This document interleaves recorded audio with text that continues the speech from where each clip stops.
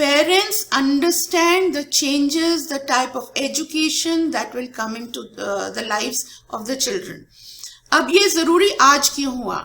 इतने साल हो गए, पेरेंट्स की जो मेन रिस्पॉन्सिबिलिटी थी वो 4-5 साल तक बच्चा आपके पास रहता था, उसके बाद आप उसे प्री स्कूल में डालते थे, फिर स्कूल में डालते थे, और जो मेन रिस्पॉन्सिबिलिटी है वो स्कूल पर आती थी, और उसमें आप एक्सपेक्ट करते थे कि जो भी टीचर है, स्कूल है, वो बच्चे को आपके शेप करें उस इंडिविजुअल में जहां वो एक अच्छा सक्सेसफुल पर्सन बन सके। एक बार आप स्कूल में डाल देते थे तो कुछ आप निश्चिंत हो जाते थे कि अच्छे स्कूल में डाल दिया है, अब ये कुछ बन के ही निकलेंगे। Which is true today also. लेकिन एक साल में हमने बहुत कुछ सीखा है, और इसमें आप लोगों की जो हिस्सेदारी है वो बहुत ज्यादा बड़ी है, और बढ़ने से बहुत पेरेंट्स की अभी समझ में आया है कि एजुकेशन एक्चुअली कितनी चीजें इन्वॉल्व करती है। एजुकेशन सिर्फ स्कूल भेजना ही नहीं होता है, तो उससे पेरेंट्स की पार्टिसिपेशन भी बड़ी है और सबसे ज्यादा उनकी अंडरस्टैंडिंग बड़ी है। ये हमने स्कूल में बहुत महसूस किया है कि जो पेरेंट्स हम लोगों की तकलीफों को इतना समझ नहीं पाते थे, जो सिर्फ एज्यूम करते थे कि जो टीचर्स हैं वो कुछ मैजिक वर्क कर देंगी, उनको अभी समझ में आने लगा है कि डील करना कितना मुश्किल होता है और कितना इम्पोर्टेंट होता है। अब क्योंकि पेरेंट्स को एज पार्टनर्स वो एक्ट करने लगे हैं, और उनको समझ में आने लगा है कि स्कूल और पेरेंट्स का जब तक तालमेल ठीक नहीं बैठता है तो ये बच्चे की ग्रोथ हो नहीं पाती है। That is why I thought कि अभी हमें पेरेंट्स को एज पार्टनर्स ही लेके चलना चाहिए। लेकिन जब भी किसी चीज में 2 या 3 पार्टनर्स होते हैं, अगर उनकी अंडरस्टैंडिंग एक लेवल की नहीं होती है, अगर एक कुछ सोच रहा है और दूसरा कुछ और सोच रहा है, तो कोई भी लाइफ का बिजनेस ठीक नहीं चल पाएगा। That is why this forum is very important. It's very important that all of you understand कि अभी क्या बच्चों को एजुकेशन किस तरह की चाहिए और क्या चेंज इन सोसाइटी आ रहा है। और ऑल्सो 2020 बहुत इंपॉर्टेंट वर्ष इसलिए रहा है क्योंकि न्यू एजुकेशन पॉलिसी अपनी कंट्री में आई है, और ये जो पॉलिसी थी शायद किसी और टाइम अगर आई होती तो इतना ज्यादा हलचल नहीं होती क्योंकि इसको शुरू होने में और इसको कुछ ना कुछ रूप आने में इसके 10-15 साल तो लगते ही, तो आपको भी बहुत ज्यादा अफेक्ट नहीं करती और फ्रैंकली हमें भी नहीं करती। ये सब चलता रहता, बुक्स में चलता रहता। लेकिन अभी क्या हुआ है, इस साल में फास्ट फॉरवर्ड हो गया है, सब कुछ फास्ट फॉरवर्ड हो गया है। और फॉर्चुनेटली बहुत अच्छी बात ये हुई है कि जो चीजें उन्होंने न्यू एजुकेशन पॉलिसी में डाली थी वो सब ऐसी डाली थी जो इस दौरान बड़ी हैं। It's been really really nice. Now इस टाइम में जो हमने ग्रो किया है, या इस टाइम में जो हमने सीखा है, अगर हम आपके ऊपर नहीं पहुंचाएंगे आपके पास, तो क्या होगा, हमारा मिसमैच हो जाएगा। हमारी थिंकिंग कहीं और होगी, आपकी थिंकिंग कहीं और होगी। फिर आपको अभी स्कूल शुरू होने वाले हैं, स्कूल शुरू हो जाएंगे आफ्टर लिटिल टाइम, फिर आप लोगों को फ्रस्ट्रेशन होगी, ये क्या करे जा रहे हैं, अभी तो नॉर्मल स्कूल हो गया है, अभी ऐसे क्यों नहीं कर रहे हैं। आपकी थिंकिंग को, आपके माइंडसेट को चेंज करने के लिए ये फोरम बनाया गया है। Just a minute, okay. इस फोरम में हम every Tuesday I will meet you at 4 o'clock just for 40 minutes, क्योंकि बहुत लंबे सेशंस जो हैं वो ऐसे नहीं होते हैं कि आप लोग भी कुछ ऑब्जर्व कर सके और हम भी आपको पूरी तरह बता सके, क्योंकि टॉपिक्स बहुत बहुत ज्यादा हैं। थोड़े सेशंस में लिए तो ना आपकी समझ में कुछ आएगा, ना हम उसका कोई रिजल्ट निकाल पाएंगे। Every day, every Tuesday what we will do is एक छोटा सा एस्पेक्ट लेके हम उसको डिस्कस करेंगे। 3 Tuesdays I will tell you कि क्या नई थिंकिंग है, क्या चेंजेस आए हैं। On the 4th Tuesday will be a pure interactive session, जिसमें जो 3 Tuesdays में आपको बताया गया है, आप बेशक लोगों से बात कीजिए, बेशक पढ़िए, बेशक उसके ऊपर कुछ नॉलेज गेन कीजिए, और जो भी आपके मन में क्वेश्चंस आते हैं, जो आपको लगता है कि आपको समझना चाहिए, वो आप इंटरैक्ट करेंगे और हम बातचीत करेंगे. So every day it's not possible, because नहीं तो बहुत हौच पौच हो जाएगा. आज 57 है पार्टिसिपेंट्स और धीरे धीरे बढ़ते जाएंगे, क्योंकि it is something that is needed. मैं जब भी किसी भी पेरेंट्स से बात करती हूँ, सिर्फ आइकॉन के पेरेंट्स से नहीं, तो मुझे लगता है कि पेरेंट्स में ये जागरूकता बहुत ही कम है कि क्या एक्सपेक्ट किया जा रहा है बच्चों से, और कैसे स्कूल्स अब चेंज होने वाले हैं, कैसे एजुकेशन चेंज होने वाली है, कैसे जॉब मार्केट चेंज होने वाली है, और कैसे उनकी दुनिया बदलने वाली है. सो धीरे धीरे आप लोग अटेंड करेंगे, आपको लगेगा कि हाँ कुछ हम एक्स्ट्रा सीख रहे हैं. आप कुछ लोगों से बात करेंगे, कुछ सोशल मीडिया पे लोग देखेंगे कि आ रहा है, तो पार्टिसिपेंट्स बढ़ जाएंगे. तो इट्स नॉट पॉसिबल कि एवरी मीटिंग में हम इंटरैक्टिव सेशंस लें, तो वो कुछ हो नहीं पाएगा. सो फॉर्मेट इसका जो मीटिंग्स का है वो ये रहेगा. Now what is happening is that हम लोग पेरेंट्स को पहले एज पैसिव पार्टनर्स ट्रीट करते थे. करना नहीं चाहिए था, लेकिन हम करते थे, हम भी करते थे. हमें लगता था इनको बताने की क्या जरूरत है, इनको तो कोई लेना देना नहीं है, हम कर रहे हैं ना. लेकिन अभी पेरेंट्स भी बहुत अवेयर हो रहे हैं, और इस दौरान क्योंकि पेरेंट्स ने बहुत इंटरेस्ट लिया है, सो इसलिए वो अवेयर हो गए हैं कि क्या क्या चेंजेस आ रहे हैं या आने चाहिए. So that is why we are now treating you as equal partners. We are now communicating with you, ताकि आप भी उतना ही योगदान दें, आप अपनी सजेशंस दें. और अगर आपके कुछ माइंडसेट्स ऐसे हैं जो मुझे लगता है कि चेंज होने ही चाहिए, तो कम से कम आपको एजुकेट किया जाए उसके लिए. Now, all of you are much younger to me in age and experience. So from that point of view, I feel, क्योंकि एक तो मेरा एक्सपीरियंस इस फील्ड में ज्यादा है, मैं वहां थी जहां आप आज हैं, लेकिन आप वहां नहीं थे जहां मैं आज हूं. सो आप नहीं सोच सकते कि जब आपके बच्चे बड़े हो जाएंगे और जब काम करने लगेंगे तो क्या हालत होगी. लेकिन मैं देख सकती हूँ कि मैंने भी बहुत गलतियां की जब मैं आपकी जितनी थी, पेरेंटिंग में गलतियां करी. सो कुछ सेशन पेरेंटिंग के होंगे, एटीट्यूड्स डेवलप करने के होंगे, कुछ बिल्कुल एकेडमिक होंगे कि किस तरह की चेंजेस आ रही हैं. नाउ क्या क्या हमें अवेयरनेस आनी चाहिए. एक, हमको अवेयरनेस होना चाहिए कि आगे दुनिया में क्या क्या अपॉर्चुनिटीज हैं. ज्यादातर जो लोगों के माइंडसेट्स हैं जो एजुकेशन फील्ड में नहीं है, आप में से कुछ जो एजुकेशन फील्ड में है उनको शायद जागरूकता काफी ज्यादा होगी, लेकिन जनरली जो एजुकेशन फील्ड में नहीं है, अपनी अपनी फील्ड में आप माहिर हैं, कोई डॉक्टर है, कोई इंजीनियर है, इवन हाउसवाइफ्स हैं तो वेल रेड है, लेकिन जो नहीं है एजुकेशन फील्ड में, उनको अभी इतना ज्ञान नहीं है कि आगे उनकी अपॉर्चुनिटीज उनके बच्चों के लिए क्या बढ़ने वाली हैं. आप अपने बच्चों का फ्यूचर देखते हो. अगर आपका बच्चा क्लास 2 में है तो आप देखते हो कि क्लास 3-4 में क्या होगा, लेकिन जब तक वो कॉलेज जाएगा, उस 8 साल में दुनिया कितनी चेंज हो जाएगी वो अभी आपको अंदाजा नहीं है. तो your vision is limited to 2 to 3 years hence. Somebody is unmuted. Now also you need to see कि वर्ल्ड में क्या चेंजेस आ रहे हैं. You see, India has generally followed the world. हम लोग इतने मॉडर्न नहीं थे, अब वेस्टर्न कल्चर हमारे यहाँ आ रहा है, सो हमने अडॉप्ट किया है. जहाँ वेस्टर्न कंट्रीज में करीब 50-60 साल पहले टेलीविजन था, हमारे यहाँ 30 साल पहले आया, सो हम 20 साल तो कम से कम हर एक चीज में उनसे पीछे हैं. तो अगर हम वेस्टर्न कंट्रीज में देखें तो हमें अपना फ्यूचर नजर आता है. सो वेदर इट इज जो आपके बच्चे आज कर रहे हैं, गैजेट से खेल रहे हैं, और वो जो ट्रबल्स हैं वो वेस्टर्न कंट्रीज में तो 20 साल पहले आ गई थी. अगर हमने 20 साल पहले ये देखा होता कि हमें भी वो आने वाला है, तो हम ज्यादा प्रिपेयर्ड होते. लेकिन हम अचानक जब हमारे ऊपर टेक्नोलॉजी का आया, तो हम ये सोच रहे हैं कि वो ये तो बहुत चेंज हो गया, बच्चे सुनते नहीं है, बच्चे जो है गैजेट्स में रहते हैं. बट एक्चुअली ये तो हमें देखना चाहिए था, 20 साल पहले उधर आया तो हमारे पास आना ही था. So this is what you have to see कि हमारा फ्यूचर हमें दिख रहा है. जो पीछे चलने का नतीजा ये होता है कि आप अपने आगे वाले की गलती से सीखते हैं. सो उनकी गलतियों से हम सीख सकते हैं, या उनके मेथड्स हम अडॉप्ट कर सकते हैं अगर वो अच्छे रहे हैं तो.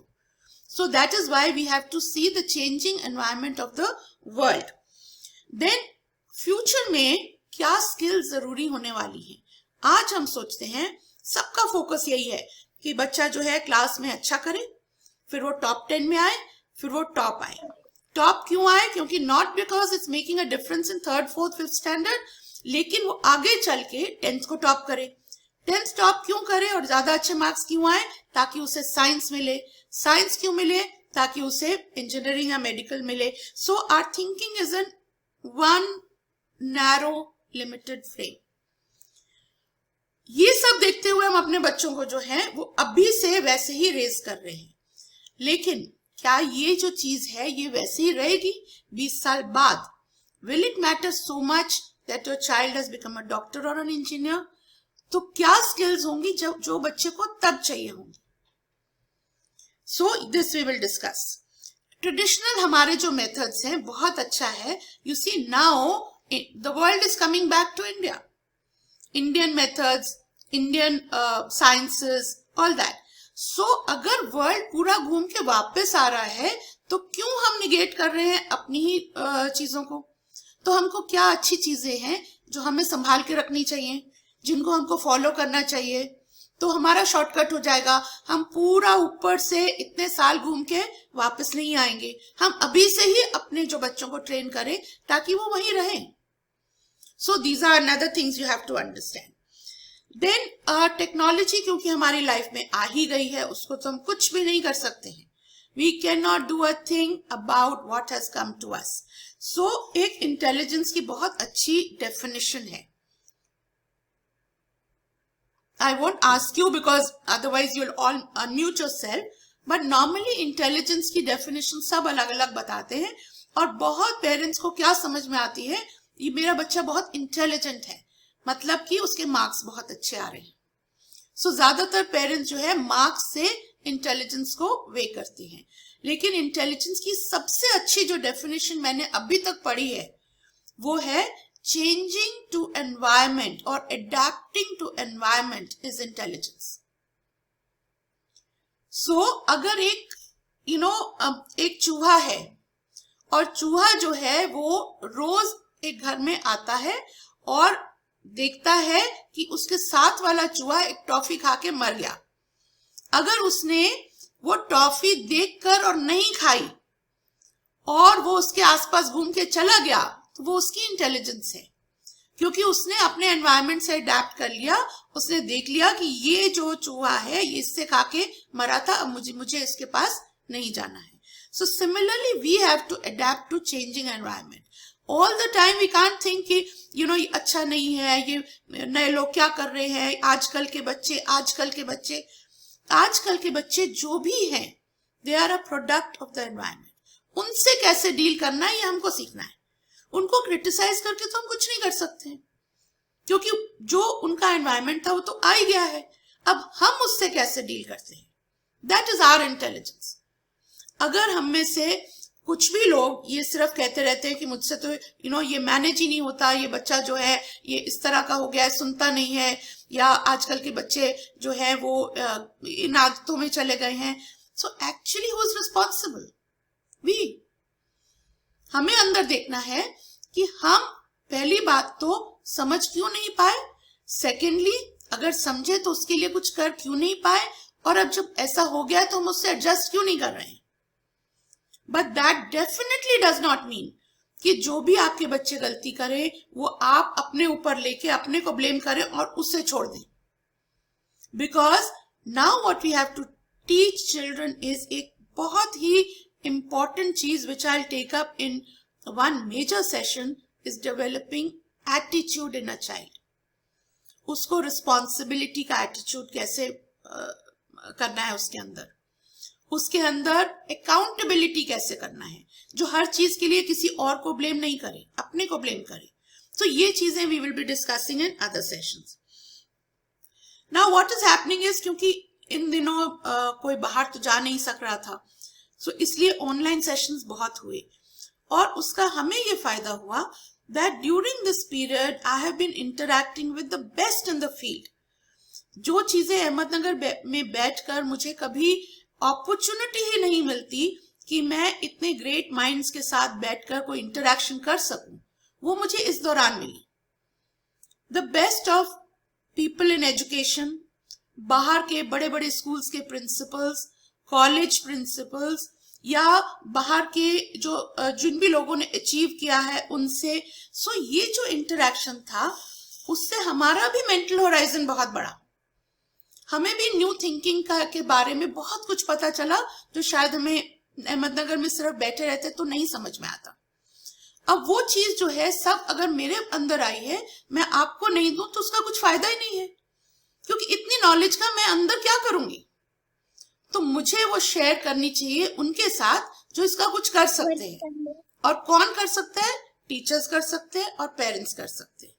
सो टीचर्स के लिए हमारे बहुत ही रेगुलरली ट्रेनिंग सेशंस होते हैं। जो भी हम लोग, दीपिका मैम, मैं या और भी टीचर्स बाहर से सीखते हैं, हम एक दूसरे से शेयर करते हैं। तो इससे क्या हुआ है, टीचर्स में काफी ग्रोथ हो गई है, टीचर्स का मेंटल होराइजन काफी बढ़ गया है, उन्होंने नई नई चीजों में एक्सपेरिमेंट करना शुरू किया है। सो इससे ये जो सब चीजें हैं टीचर्स में भी आ गई, हम में भी आ गई, लेकिन जब तक आप में नहीं आएंगी तब तक मेंटल एटीट्यूड बिल्कुल चेंज नहीं होगा। Now I will take a little example. See basically जो फॉर्मेट है इन सेशंस का वो ये रहेगा। मैं आपको ये इसलिए बता रही हूँ कि अगर आपको इंटरेस्ट है तो जरूर आप हर ट्यूसडे को 4 बजे लॉग इन करें। आईडी आपको भेजा जाएगा on the Telegram link, and for a few weeks we will send it on WhatsApp also. लेकिन जो लोग भी इसमें पार्टिसिपेंट्स हैं, please join the group. Now we have named the group champs. Champs is not for champion, champs is CHAMPS।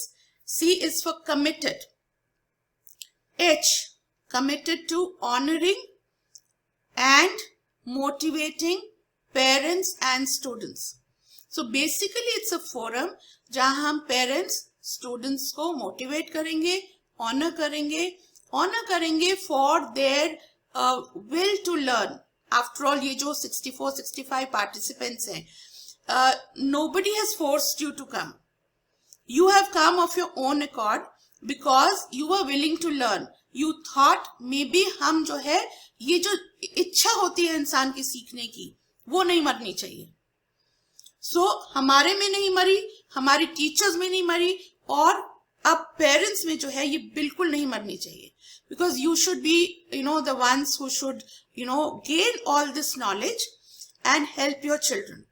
और हम तीनों का, whether it is school, whether it is teachers और पेरेंट्स, एक 1 पॉइंट प्रोग्राम है to improve our new generation. Improve our new generation does not mean only कि उनको पढ़ाओ, उनको मार्क्स दिलाओ, लेकिन as people ultimately after 20 years आप अगर विजुअलाइज करें कि जिस तरह से टेक्नोलॉजी आपकी जिंदगी में आई है और जिस तरह से चेंजेस आए हैं, अभी आप इसके बाद एक होमवर्क है, थोड़ा सा आप बैठ के जस्ट थिंक कि 20 साल पहले क्या था और 20 साल बाद अब आपकी लाइफ में क्या क्या चेंजेस आए। अगर आप उसको सिर्फ एक पीस ऑफ पेपर पे लिखेंगे कि क्या चेंजेस आए, उसको आप मल्टीप्लाइड बाय 20 कर दीजिए, उतनी चेंजेस आपके बच्चों की लाइफ में 20 साल में आएंगे, क्योंकि the pace of changing has become very fast. So can you imagine जब 20 साल के बाद आपके बच्चे बड़े होंगे और इस स्टेज पर आएंगे तो उनको क्या चेंजेस होंगे ना। उसके लिए हमको क्या करना है, उसके लिए टेक्नोलॉजी तो है ही है, अब धीरे धीरे कई चीजें हम रिप्लेस कर रहे हैं। Technology is taking over. So ये जो टेक्नोलॉजी टेकिंग ओवर है, ये अब जो आपके बच्चे बड़े होंगे तो वो कोई भी काम ऐसा करेंगे जो टेक्नोलॉजी कर सकती है, it will be useless, because what will happen is they will not have those jobs. They have to become something beyond technology. So जो आपके बच्चों को skills चाहिए होंगी will be very different from what we needed. Okay, so now I share my screen and show you a small presentation and we'll talk about it, and after that we may not have time, so that is why I'm telling you next Tuesday when you come at 4 o'clock we will take a few topics that I have listed in your WhatsApp groups. We'll take them one by one, and then you can put in all your questions. On the 4th Tuesday of every month we will take up question and answers. Okay, Deepika, can I share screen? You can share your screen, ma'am. Okay.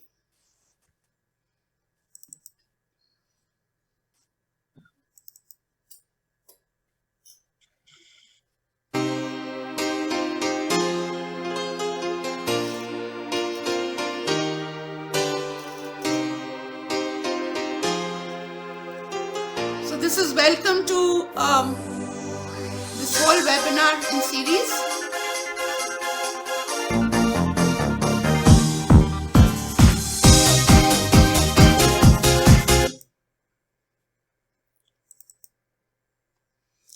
Okay, can you hear me, Deepika? Yes, I can. Okay. Now you Can see hear you. transportation. Now in the yesteryears, transportation कैसी थी और अब कैसी हो गई है. See the change now that has been occurring. Shelter, घर पहले वुड के बनते थे. अब you know latest technology क्या है? ब्रिक्स के अंदर एनर्जी स्टोर होती है. So this is in a few years आपकी जो नॉर्मल ब्रिक्स हैं वो भी चली जाएंगी एंड ब्रिक्स के अंदर जो है वो एनर्जी स्टोर होगी.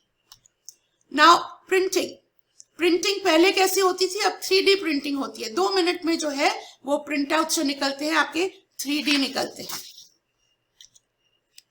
लेबर, पहले लोग हाथों से काम करते थे, अब एक्चुअली लिविंग रोबोज आ गए हैं, which means all this insect that is shown is a robo.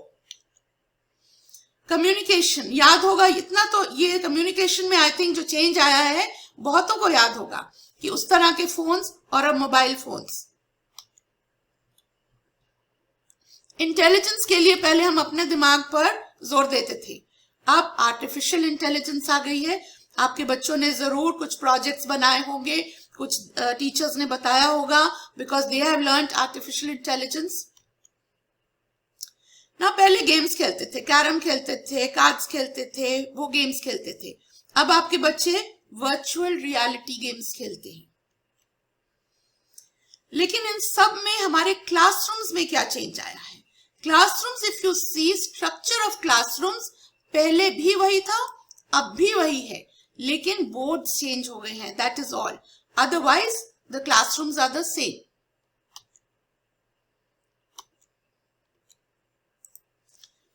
Now what is change? Now any change in our lives is hard at first, messy in the middle and gorgeous in the end. It's a beautiful quote. जब भी कोई change हमारी life में आता है पहले बहुत मुश्किल लगता है, फिर उसके बाद अनटाइडी सा लगता है कि क्यों आ गया, लेकिन उसके जो रिजल्ट्स हैं चेंज के हमेशा बहुत ही सुंदर होते हैं. Now, most of us, what do we do? जब कोई चेंज आता है, we find the change unsafe. हमें उससे डर लगता है, क्योंकि we are not used to it. We don't want to adapt to it. So, I prefer कि जो हमारा आसपास familiar जगह है, उसी में ही हम रहें. Remember that sometimes not getting what you want is the wonderful stroke of luck. लेकिन हमेशा जो है आपको जो चाहिए वही मिलता रहे, तो जरूरी नहीं है कि वो बहुत अच्छा हो. ना इंफॉर्मेशन, अभी 20th सेंचुरी जो है वो खत्म हो गई, उसमें हमने क्या देखा कि इस सेंचुरी में बहुत इंफॉर्मेशन हमने कलेक्ट करी और हमने फैक्ट्स, डेटा इस पे बहुत रिलाई किया.